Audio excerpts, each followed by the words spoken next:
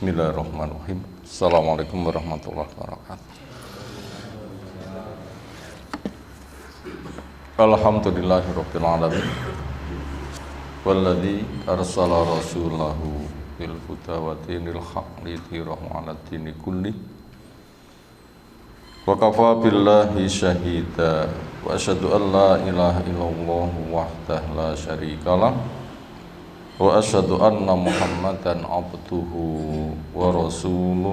Allahumma shalli ala Muhammad wa ala alihi wa ashabihi wa man tabi'ahum bi ihsanin ila yaumiddin. Ya ayuhan nas ittaqu rabbakum alladzi khalaqakum min nafsin wahidah wa khalaqa minha zawjaha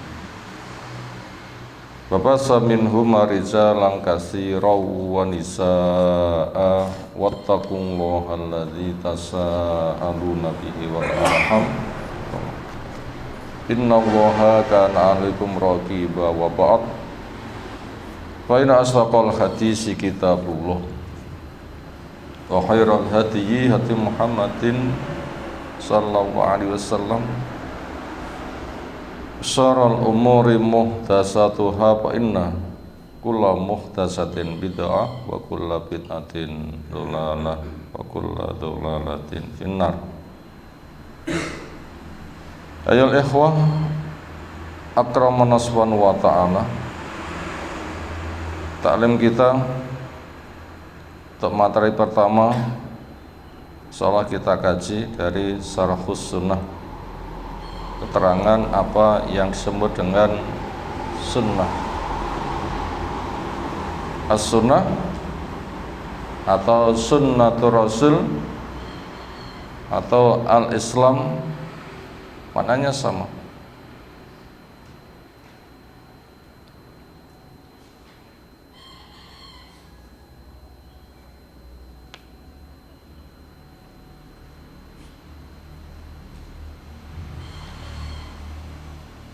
Sekarang kita masuk di halaman di nomor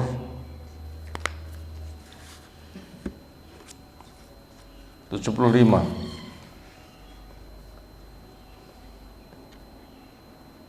Tentang keadaan manusia memiliki kondisi berbeda, ada yang kurang, ada yang lebih.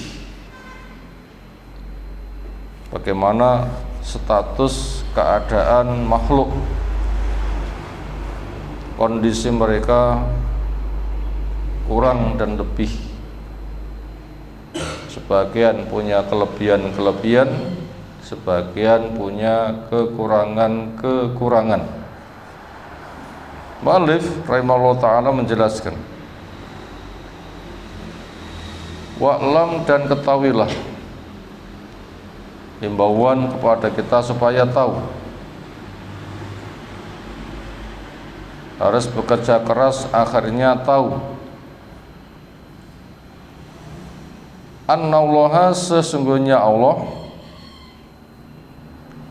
faddala, memberikan kelebihan, al-ibadah, kepada makhluknya,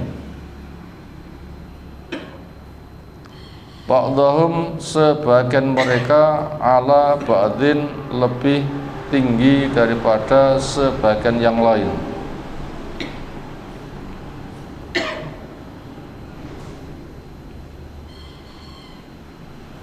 Fiddin, entah itu tentang keberadaan keagamaannya.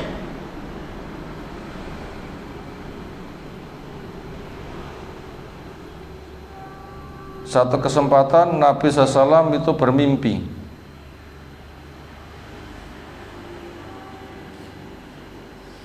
Suasana Nabi menimba.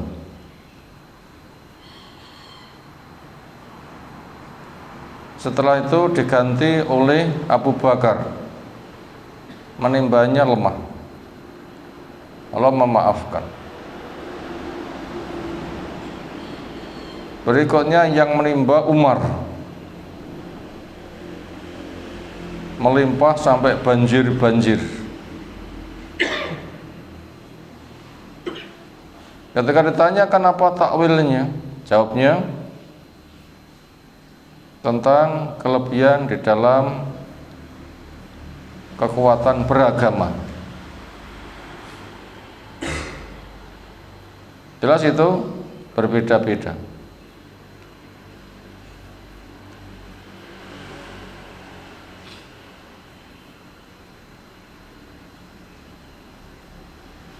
Di dalam keseharian kita pun juga berbeda.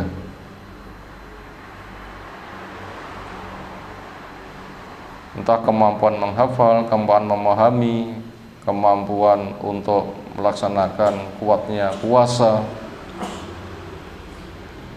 sholat, sedekah. Jelas itu berbeda-beda. Yang A memberi, yang B malah diberi. Nah, itu kan jelas-jelas berbeda di situ. Bila kita cari tentunya sangat banyak. Demikian juga wa dunya, sebagian lebih daripada yang lain tentang keduniaannya. Yang satu tinggi, yang satu rendah, yang satu besar, yang satu kecil, yang satu kuat, yang satu lemah, yang satu umurnya panjang, yang satu umurnya pendek, yang satu serba bisa, yang satu serba tidak bisa, yang satu memberi nafkah, yang satu diberi nafkah.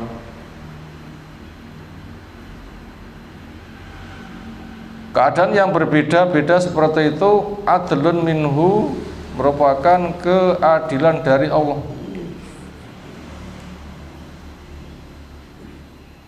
Artinya ketika Allah menempatkan begitu, itu tepat sasaran, karena adil mananya wat usyaifi, maka nih menempatkan sesuatu di tempatnya. La yuqalu, nggak boleh dikatakan jaro Allah curang, nggak boleh. Wala haba, nggak boleh dikatakan Allah pilih kasih, nggak boleh. Dituduh Allah curang, nggak boleh. Dituduh Allah pilih kasih, nggak boleh.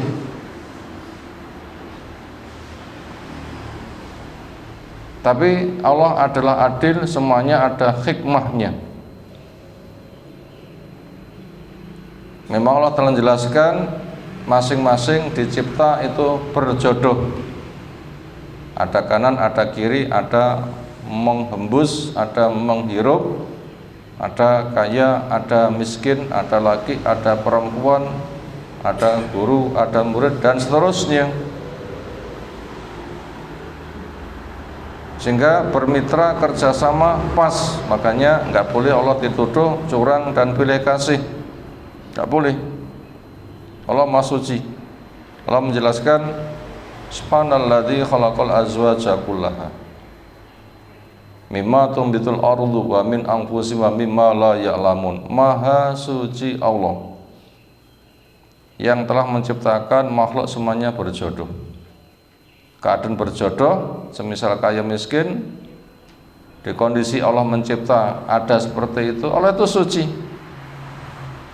Artinya tidak ada kedzaliman. Artinya Allah itu adalah adil. Waman qala, maka siapa yang mengatakan inna fadlallahi alal mu'min wal kafir sawa,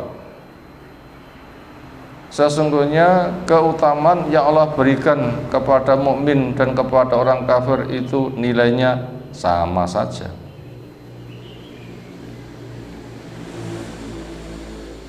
Bahwa sahibu bid'ah berarti dia itu pelaku bid'ah. Nanti puncaknya surga neraka itu sama. Oh, ini jelas bid'ah ini. Surga itu rahmat Allah, neraka itu keadilan Allah. Kepada surga Allah katakan, kamu rahmatku.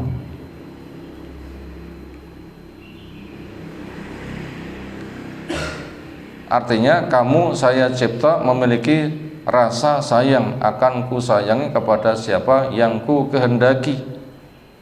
Kepada neraka engkau adalah siksaku. artinya akan saya siksa sebagai penegakan keadilan kepada orang yang pantas mendapatkan siksa. Nah, jelas berbeda. Walaupun juga menandaskan la yastawi ashabun nari wa ashabul jannah, ashabul jannati humul faizun, enggak sama penduduk surga, enggak sama penduduk neraka. Penduduk surga ada orang yang beruntung. Loh, jelas berbeda. Bagaimana Allah dikatakan sama, maka orang mengatakan sama jelas bid'ah. Siapa yang mengatakan sama antara iman dan kafir? Akidahnya siapa? Termasuk akidahnya Murji'ah. Orang yang irja, menunda, memisahkan. Enggak ada kaitan antara keyakinan iman dan perbuatan iman. Bila hati sudah menyatakan keimanan walaupun enggak berbuat sama, ya enggak bisa.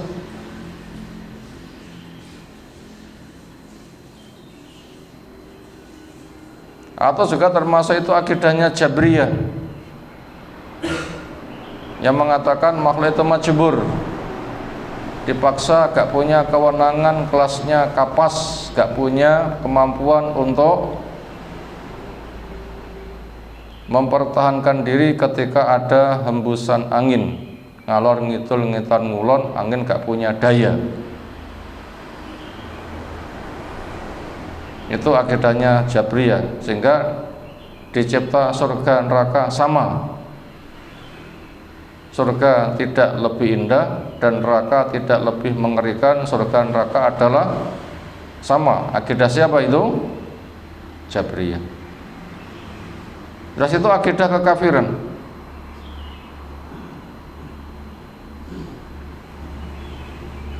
Ya jelas berbeda antara iman dan kafir. Ayatnya gamblang.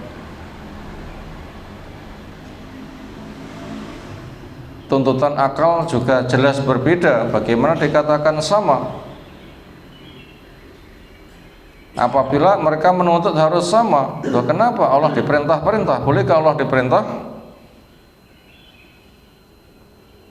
Didikte, dikendalikan, kudunya Allah tuh gini. Loh aneh, mengarahkan kepada Allah Ta'ala. Mestinya Allah yang mencipta, mengatur. Allah lahul khalqu wal amru. Allah hak mencipta, Allah punya hak mengatur. Bagaimana Allah diatur-atur? Dan itu termasuk jenis pemikiran iblis.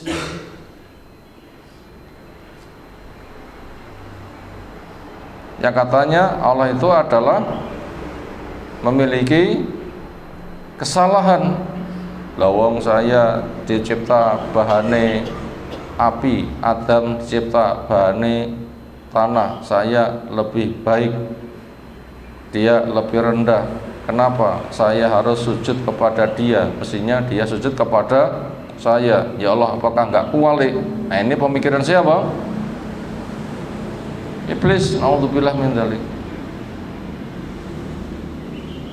Makanya dijelaskan di sini, orang yang punya pemikiran lalu diungkapkan bahasanya fadilah Allah kepada mukmin dan kafir itu sama. Nah, jelas itu adalah pemikiran bid'ah. Pemikiran bid'ah. Apakah orang yang mengatakan dikatakan kamu bid'ah? Kita enggak mengatakan begitu. Tapi kalau perbuatan bid'ah iya. Adapun menvonis kamu bid'ah tidak. Tetapi perbuatan bid'ah itu pasti. Karena orang yang melakukan bid'ah belum tentu dia sebagai ahli bid'ah. Kenapa? Mungkin enggak sadar, mungkin salah pemahaman, mungkin rong gatok pemikirani. Sebagaimana peristiwa terjadi, musafir saking kesele istirahat di bawah pohon, tidak kepikiran ontanya diikat, tinggal tidur, ontanya pergi. Ketika bangun semua bekal habis. Ia cari seolah putus asa, seolah nggak ada harapan hidup. Akhirnya siap mati. Akhirnya dia rebahkan badan, ketiduran, ketika bangun untas dengan segala bekalnya lengkap, terlalu senangnya dia mengatakan apa? Segala puji buat Allah, engkau hambaku, saya Tuhanmu. Ini kata-kata salah bukan? Pol. Tapi salahkah dia? Enggak. Kenapa? Enggak sadar. Karena itu di luar kemampuan dan enggak ada niatan itu. Ketika diingatkan langsung istighfar tentunya. Saya salah ucap, enggak ngunus. Jadi termasuk perbuatan bid'ah orang yang menyamakan. Perbuatan bid'ah orang yang menyamakan. Bahasanya fadilah Allah kepada mukmin itu sama dengan fadilah kepada orang kafir. Ya jelas tidak sama. Fadilah Allah untuk orang mukmin misalnya kaya, samakah fadilah Allah kepada orang kafir yang juga kaya? Mungkinkah orang iman kaya? Jawab mungkin. Mungkinkah orang kafir kaya? Jawab mungkin. Siapa contoh orang iman yang kaya? Ya banyak. Siapa orang kafir yang kaya? Banyak. Fir'aun, Qarun kaya enggak? Pol. Tapi samakah nilainya kayanya mukmin? Utsman kaya, Abdurrahman bin Auf kaya. Itu contoh. Dengan kayanya Fir'aun, Qarun, samakah? Enggak.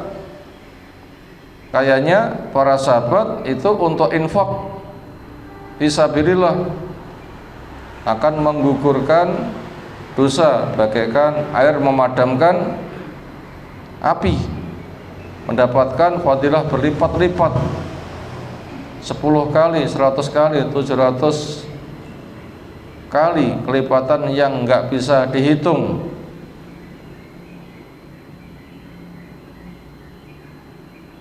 Sehingga dengan infak Rasul katakan umat dinyatakan bebas dari neraka. Ada bahasa seperti itu. Lah orang kafir enggak sama. Waladina kafaru yunfikuna amwalahum liyasuddu an sabilillah. Wong kafir meninfakkan hartanya untuk menghalangi manusia dari jalan Allah. Ya jelas bahaya. Makanya infak istrinya Abu Lahab yang menjadikan perhiasannya membantu suami untuk menghalangi dakwah, apa? Allah memberikan hukuman fi jidiyah hablun mim masad, di lehernya ada tali dari serabut. Dulu ketika di dunia dia punya perhiasan melingkar di leher untuk membantu suami menghalangi dakwah, sekarang dapat hukuman di lehernya ada barang merah yang melingkar. Apa? Serabut, sesuatu yang dibakar dililitkan di leher. Dulu dengan barang merah melingkar tampak cantik, bangga. Sekarang dengan barang merah melingkar bentuknya siksa. Lawang kafir infaknya itu adalah untuk menyiksa dirinya. Termasuk mereka diistidraj, rakan diomongi, malah membangkang.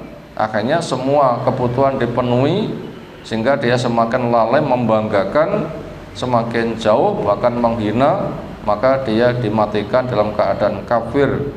Loh, kan nggak sama kan fadilah yang Allah berikan kepada mukmin kepada orang kafir. Makanya siapa menyamakan jelas itu perbuatan bid'ah.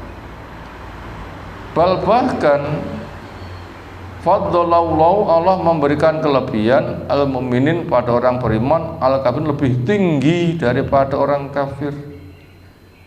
Mukmin punya harta 1 triliun, kafir punya harta 1 triliun. Nilainya tinggi siapa? Ya jelas tinggi mukmin. Mukmin dengan 1 triliun dia bisa gunakan untuk infak fisabilillah. Akhirnya semakin meninggikan derajatnya. Orang kafir punya 1 triliun untuk menghalangi jalan Allah, akan membakar dirinya. Loh gimana sama?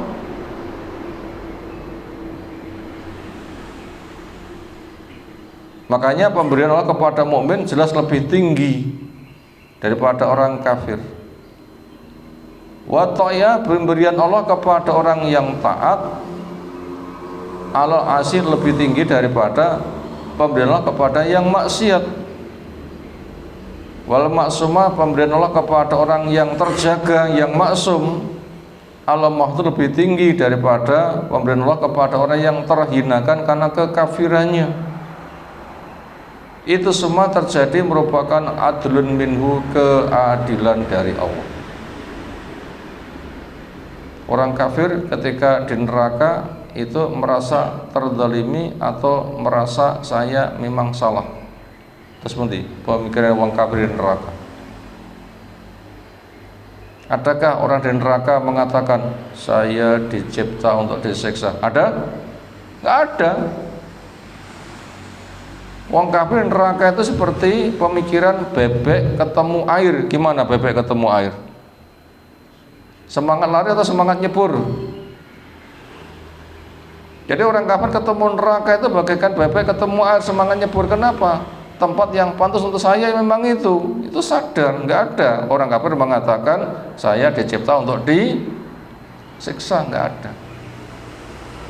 Makanya orang kafir itu ketika digiring ke neraka ditanya, alam ya'tikum nadhir, kamu sudah kedatangan orang yang menyampaikan peringatan atau belum? Apa jawabnya? Qalu bala qad ja'ana nadhir, sudah datang kepada saya orang yang menyampaikan peringatan. Kenapa masuk neraka?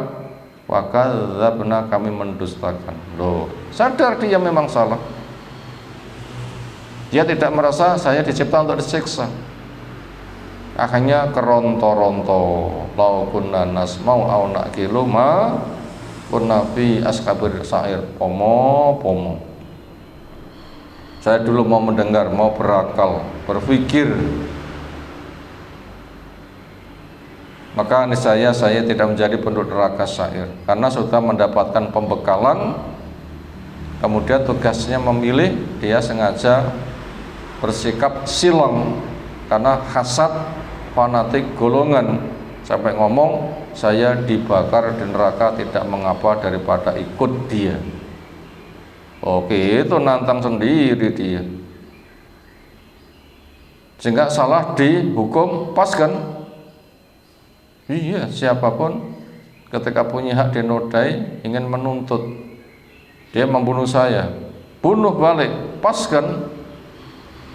Salah dihukum, itu namanya keadilan Allah. Allah tidak pernah zalim. Wa fadluhu yu'ti mayasa, itulah keutamaan Allah, akan ia berikan kepada siapa yang ia kehendaki. Masyiah Allah di sini dibagi menjadi dua, ada masyiah kauniyah, ada masyiah syara'iyah. Ada kemauan Allah sebagai hukum kauni, ini tidak ada hisab. Ada masyiah Allah, kehendak Allah sebagai hukum syar'i, ini ada hisab. Kehendak Allah sebagai hukum kauni nggak ada hisab. Napa contohnya?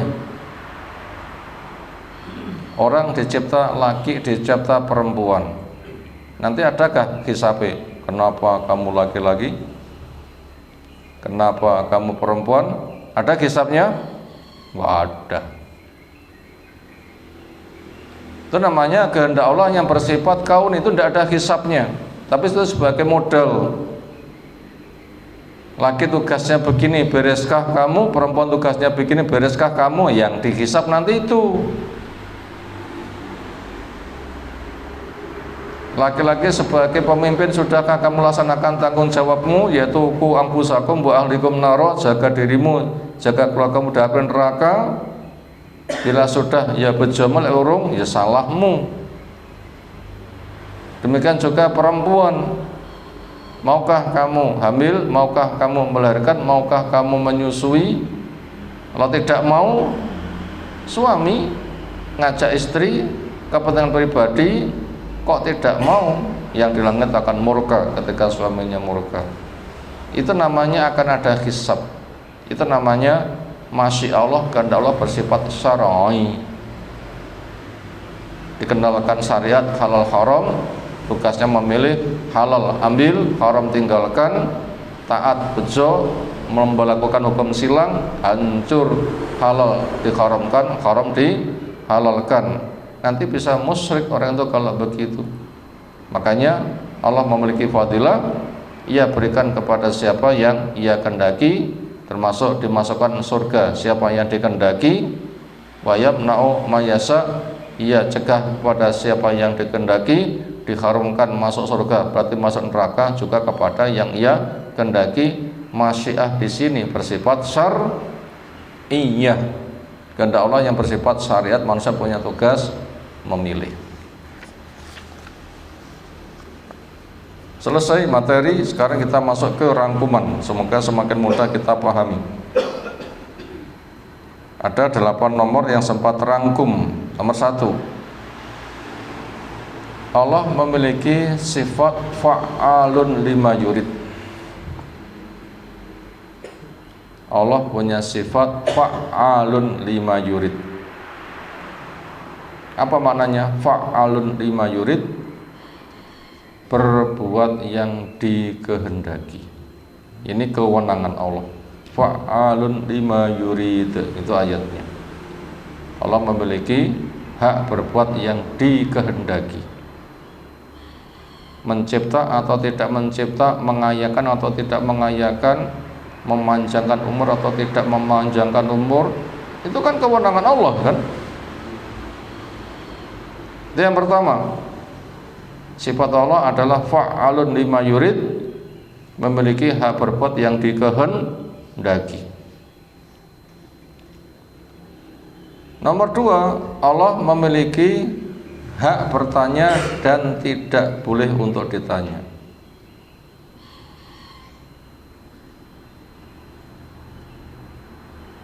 La yus'alu wa tus'alu. La yus'alu wa tus'alun. Allah tidak ditanya, kamu yang akan ditanya.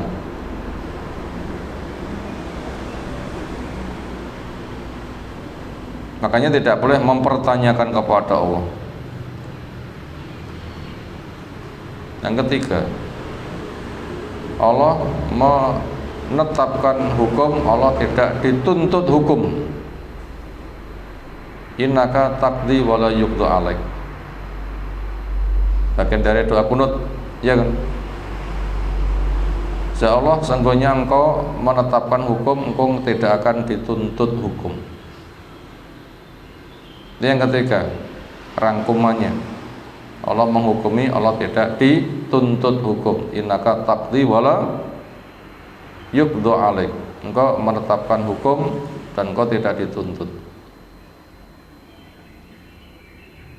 Kenapa kok begitu? Yang keempat, karena semuanya milik Allah.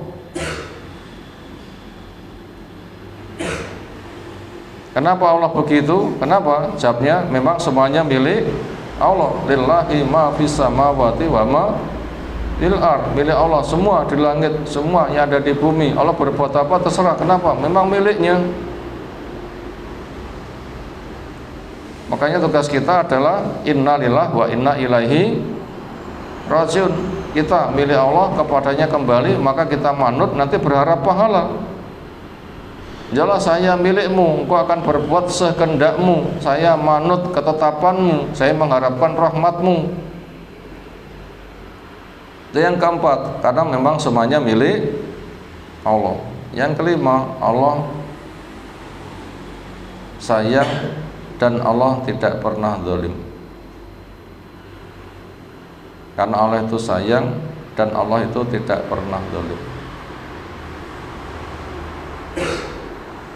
Karena semua tindakan itu ada hikmahnya. Yang kelima, Allah itu sayang, Allah tidak pernah zalim. Semua ketetapannya itu ada hikmahnya. Yang kelima, Allah sayang enggak? Iya. Ar-Rahman menunjukkan sayang, Ar-Rahim menunjukkan sayang. Di antara yang punya karakter sayang, Allah yang paling sayang. Arhamu Ar-Rahimin, yang paling sayang di antara yang memiliki kesayangan. Sayang Allah enggak sama dengan sayangnya makhluk. Sayangnya Allah dengan kesempurnaannya. Sayangnya makhluk memang dicipta dengan segala konsekuensinya. Dan Allah tidak pernah zalim. Wa ma dzalamnahum walakin kanu anfusahum yadlimun. Allah tidak pernah zalim, tetapi mereka yang menzalimi diri sendiri. Termasuk Allah membuat kaya miskin, itu ada hikmahnya. Itu bentuk kasih sayang. Nggak ada kezaliman adanya kaya miskin. Karena di dunia itu memang tempat ujian.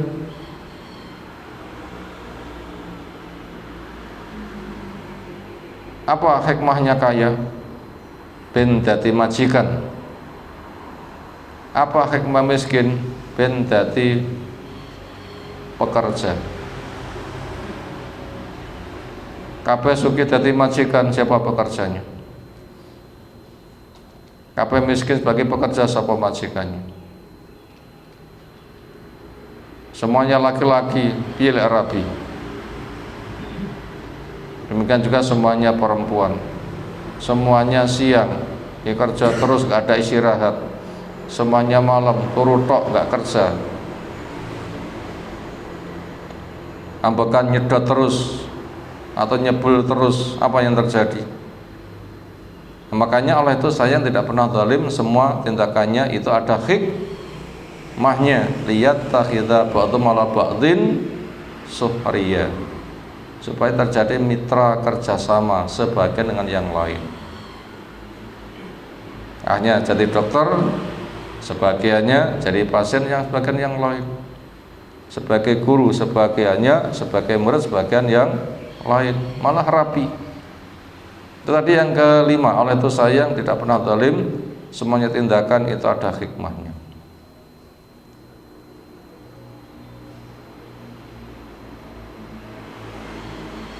Berikutnya nomor 6, hikmah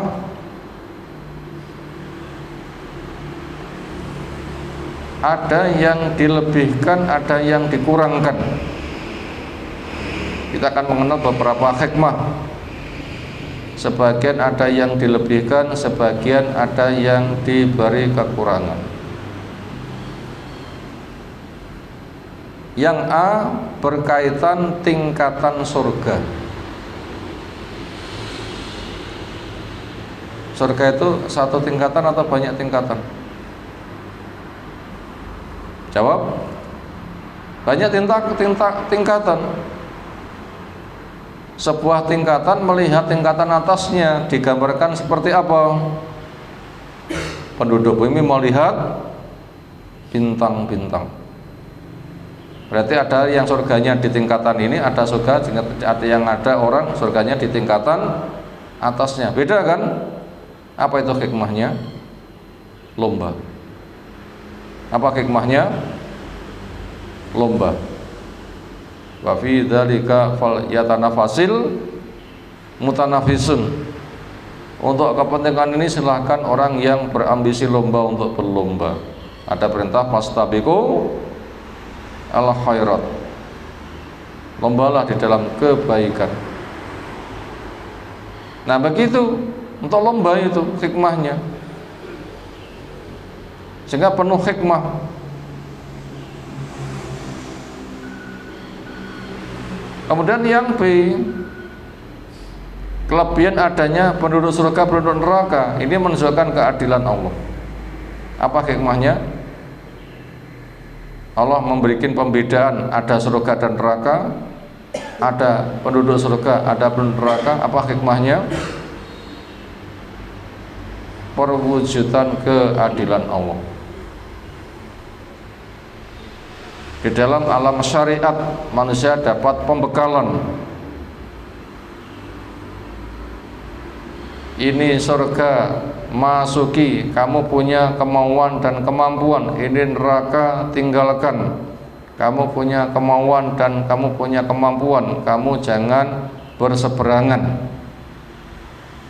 Yang taat masuk surga, yang maksiat masuk neraka. Ini kan keadilan Allah.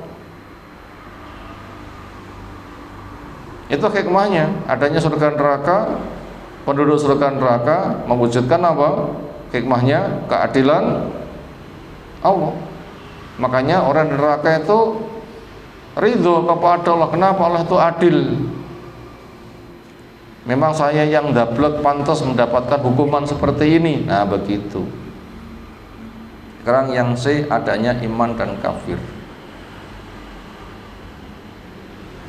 Ini tugas untuk memilih, adanya iman dan kafir. Untuk apa? Tugas memilih. Karena iman bertambahnya sehelai demi sehelai, berkurangnya juga sehelai demi sehelai. Iman bisa naik bisa turun. Liyazdadu imanan ma'a imanihim, supaya imannya semakin bertambah-tambah apabila mau mengkaji ayat-ayat Allah. Bila tidak nanti akan turun. Tugasnya memilih. Bila kamu pilih iman, jalan iman kerjakan, nanti akan bertambah-tambah. Kebaikan dipilih untuk dikerjakan, kejelekan dipilih untuk ditinggalkan. Siapa sengaja meninggalkan iman dengan melakukan dosa, maka satu dosa satu titik hitam, tambah dosa tambah titik hitam, lama-lama hatinya hitam kelam, akhirnya dikunci mati. Nah, itu tugas kita untuk memilih. Itu namanya berlakunya hukum syar'i, hukum syariat. Itu hikmah adanya perbedaan. Lalu bagian yang D adanya kaya dan miskin. Apa hikmahnya? Supaya terjadi mitra kerjasama. Lihat akhidha ba'du mala ba'din suhriya. Supaya terjadi mitra kerjasama. Yang satu jadi majikan, yang satu sebagai pekerja. Jadi bagian yang keenam, Allah membuat perbedaan itu full dengan hikmah. Full dengan hikmah. Ada faedah fungsi gunanya. Semuanya telah dibimbing. Alladzi qaddara fahada. Allah telah menetapkan kadar, Allah juga membimbingnya bagaimana cara melaksanakan. Sekarang yang ketujuh, mukmin walau miskin lebih baik daripada orang kafir walau kaya. Mukmin walau miskin lebih baik dari orang kafir walau kaya.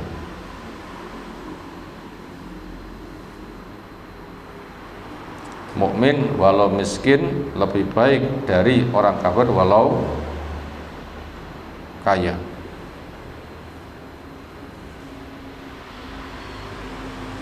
Niki tiang beriman harus miskin atau ada yang miskin? Ada yang miskin. Orang kafir kaya, ada yang kaya atau harus kaya?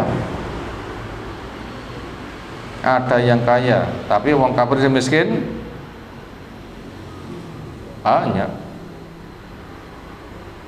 Kita ulang nomor 7. Mukmin walau miskin lebih baik dari orang kafir walau kaya. Ini untuk membimbing kepada kita bahwasanya jangan disamakan mukmin dengan kafir. Enggak bisa menyamakan, ya jelas akidahnya Jabriyah, akidah kesesatan, akidahnya Murji'ah, akidahnya Mu'tazilah yang membantah kepada hukum Allah dianggap tidak logis.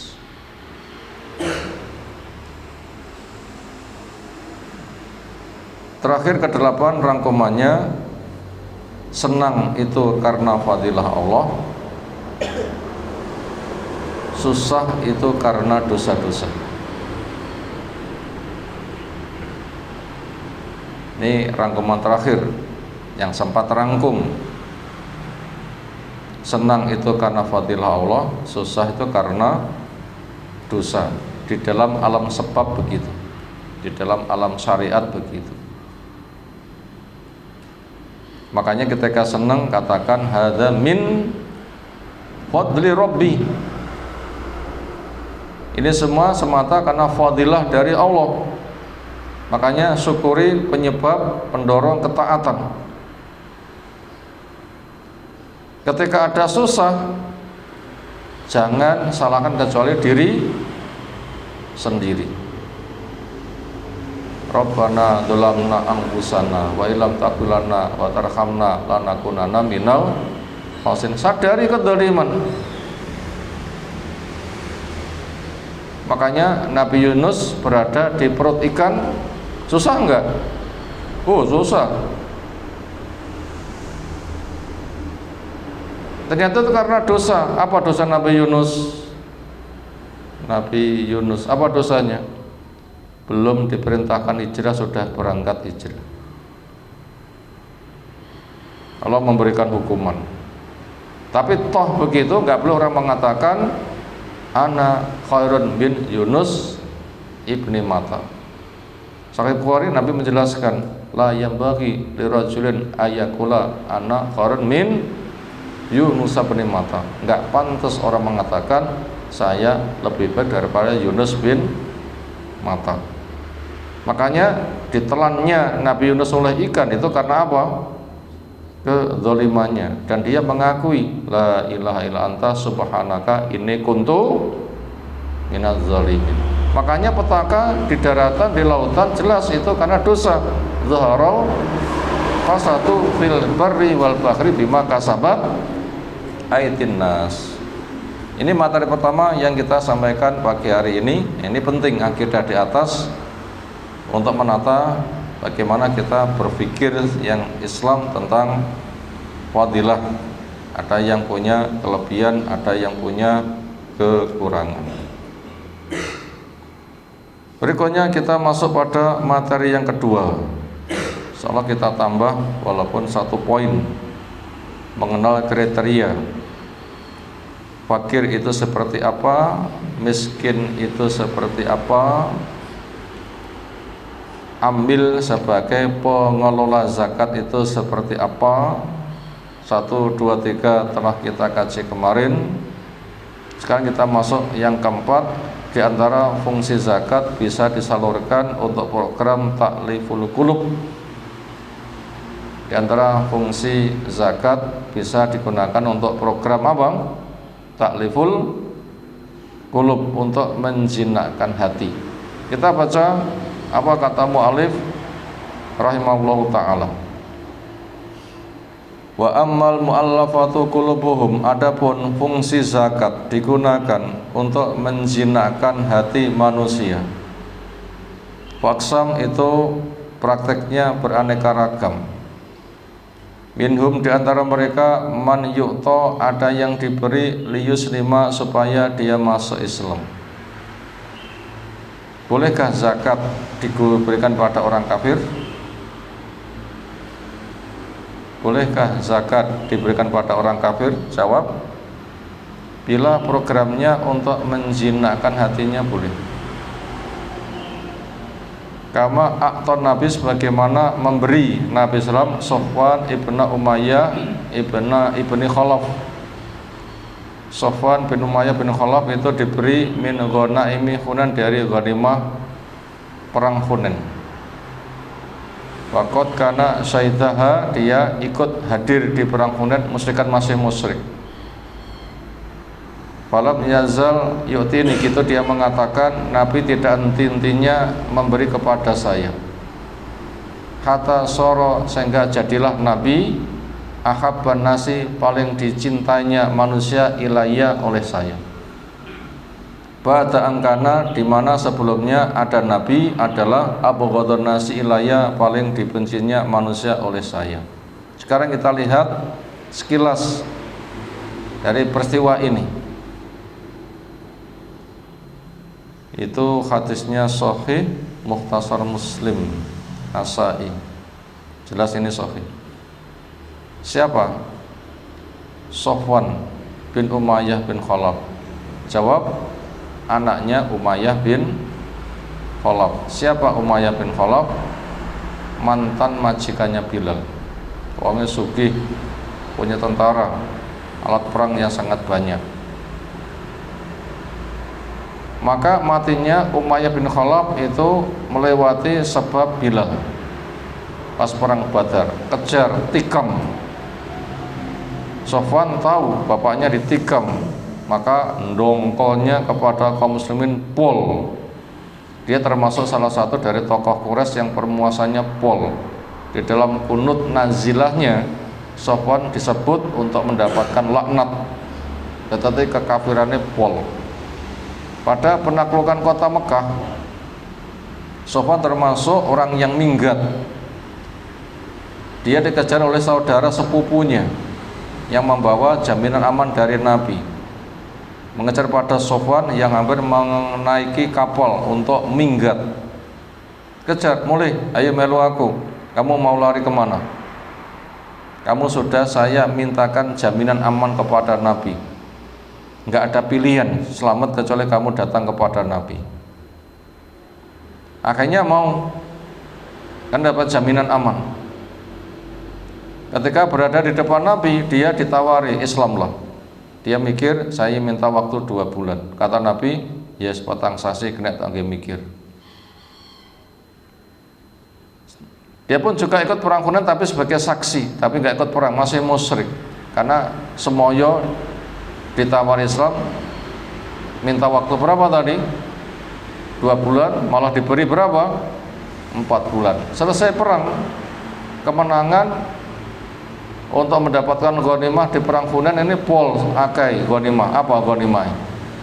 Onto ada 24.000, banyak enggak? Kambingnya 40.000, banyak enggak? Belum lagi yang lain-lain, entah itu emas, perak, apalagi tawanan perang dari perempuan, anak-anak memang dijak kabeh. Andaikan dijual tidak tahu harganya berapa. Wong itu kelasnya penduduk negara, dijak perang kabeh, katanya untuk menyemangati perang. Tapi kenyataannya hancur. Ternyata ghanimah sing sedemikian rupa itu tidak didum kepada tentara dari Muhajir Ansor yang di dalam perang dikatakan tulang punggungnya, tapi dibagi habis oleh Nabi kepada orang Quraisy, sampai orang yang tidak ngerti nuduh Nabi nepotisme. Nopo nepotisme? Menggunakan kekuasaan untuk kepentingan keluarga. Nopo nepotisme? Menggunakan kedudukan untuk kepentingan keluarga. Lalu mereka dijelaskan dan mereka paham. Nah begitu. Ternyata dia diberi 100 unta. Piye? Puas? Belum. 100 lagi. Puas? Belum. Sampai 400. Akhirnya dia geleng-geleng kepala. Apa urusan saya dengan Muhammad? Oh, saya kafir memusuhi, tapi kok diberi sekian banyak? Yang semula itu sangat dibenci, sekarang sangat dicintai. Akhirnya nggak sampai seminggu dia masuk Islam. Jadi harta kaum muslim termasuk zakat untuk kepentingan ta'liful qulub boleh. Ini kasusnya. Boleh, itu kasusnya. Akhirnya itu yang diungkapkan oleh Sofwan bin Umayyah bin Khalaf. Tidak henti-hentinya Nabi memberi kepada saya. Akhirnya jadilah dia yang semula orang yang paling saya benci, sekarang dia menjadi orang yang paling saya cintai. Dianya, keluarganya maupun agamanya. Nah begitu. Itu sangat jelas. Di antara fungsinya seperti itu. Wa minhum, di antara mereka man yu'ta, ada yang diberi termasuk dari uang zakat, liyahsuna islamu, supaya Islamnya baik. Masuk Islam cuma masih labil, diberi supaya kokoh. Wa yasbuta qalbu, supaya hatinya kokoh. Kama sebagaimana a'ta yauma Hunain, Nabi memberi di perang Hunain. Aidon jama'atan min sonatiti tulaqa, sekelompok dari mantan tokoh-tokoh orang kafir. Di kafir menjadi tokoh-tokoh hebat. Ketika kalah perang dia masuk Islam, tetapi Islamnya masih labil. Yang mereka itu sangat sensitif, maka untuk mengokohkan hatinya maka dengan cara diberi mi'atan minal ibil, 100 dari unta. Waqala, apa kata Nabi sallam? Inni la'utir rajul, saya memberi kepada seseorang bukan karena saya mencintai. Wa gharu ahabu ilayya minhu, sementara yang lain yang tidak kuberi lebih kucintai. Kenapa yang tidak kucintai saya beri? Khasyata ayakuballahu ala wajhi finnari jahannam, karena khawatir ayakuballahu, Allah akan menelungkupkan ala wajhi, lewat wajahnya dulu, finnari jahannam, di neraka jahannam. Labil kafir nanti kan masuk jahannam, saya khawatir, makanya saya beri supaya kokoh hatinya.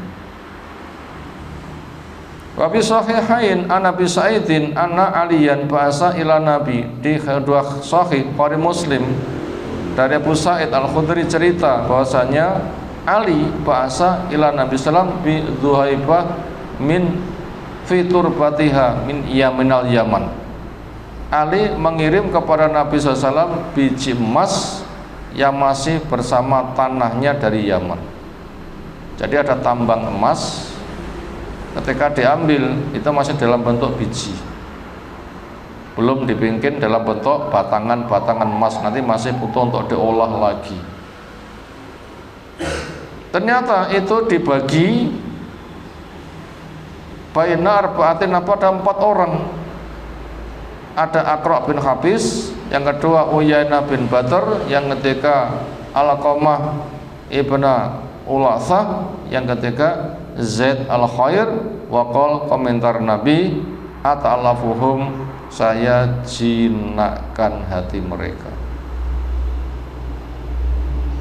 Bagaimana berikutnya? Insya Allah akan kita baca menyusul, yang kesimpulannya adalah di antara fungsi penyaluran zakat untuk program takliful qulub yang belum Islam biar masuk Islam, ketika dipotensikan begitu, yang sudah Islam tapi masih labil diberi supaya kokoh keislamannya. Itu diantara kriteria orang yang butuh untuk dijinakkan hatinya. Untuk program penjinakan hati itu harta zakat diantaranya bisa disalurkan ke sana. Berikutnya insyaallah bisa kita kaji menyusul. Kita cukupkan dulu istirahat. Subhanakallahumma bihamdika asyhadu an la ilaha illa anta astaghfiruka wa atubu ilaik. Assalamualaikum warahmatullahi wabarakatuh.